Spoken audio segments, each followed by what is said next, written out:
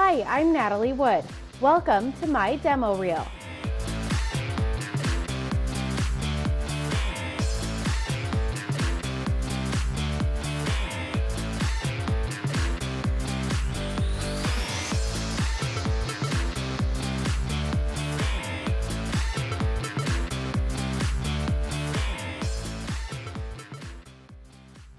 Good afternoon and thanks for joining us. I'm Natalie Wood. Well, it's been a controversial decision, and tonight, another big step for the new Vets home in Kearney. NBC Nebraska's Kim Kung joins us from our Grand Island studio with the latest. Kim?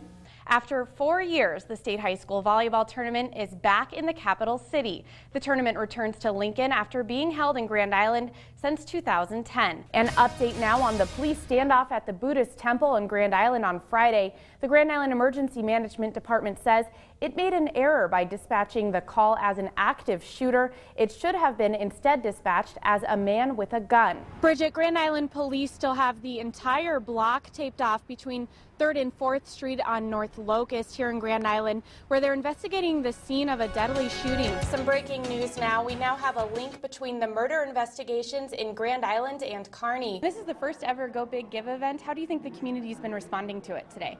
I think it's been amazing. Welcome back. We're going to take one more look at the total so far for Go Big Give. So far, people have donated just under $180,000. We're back with more live coverage from the Nebraska State Fair. I'm Jeff Packer. Good evening. And I'm Natalie Wood. And Jeff, it's $2 Tuesday, so fairgoers are taking advantage of food and ride specials all day today. We're finishing up our Salvation Army bell ringing, aren't we? We are, and we're excited to be here in Kearney. And we're learning from the best tonight. Britton has been ringing bells with the Salvation Army for a couple of years now, and she's shown us how it's done. Britton, are you having a good time out here tonight? Yeah, it's been a really fun time, and well, yeah. Well, yeah, absolutely. Show us how to ring that bell, Britton. Do you have it on you? There you go. It's pretty good. Let's see if I can do it as well as you can.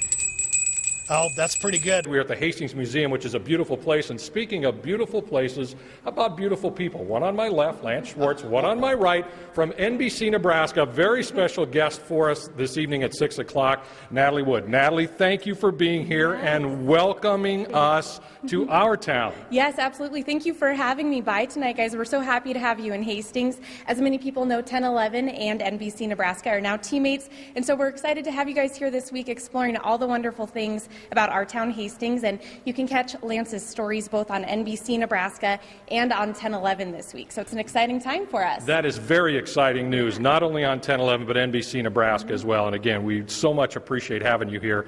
Welcome back, everyone. I could not be more excited for this interview today. You know her as NBC Nebraska's Kim Kung, and she is a respected reporter in our newsroom, and now she's also the newly crowned Miss Nebraska USA 2015, Kwan Kim Kung. Congratulations, and thanks for joining us today. Thanks for having me. I was seeing it on the prompter and seeing it along with the title with my name. It kind of makes it more real since it's still really surreal. I can't really believe it yet. It's very fresh. I mean, you were just crowned last night. City and county crews have been preparing all year for this. And with 30,000 people expected to make the climb up Flagstaff today, crews are prepared to help make this event a success.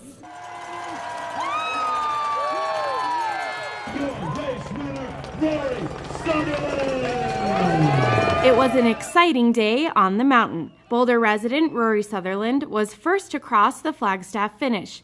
It's a spot that Rory knows very well. I don't know how many times I've done this mountain, but it's getting up near 100, I'd imagine.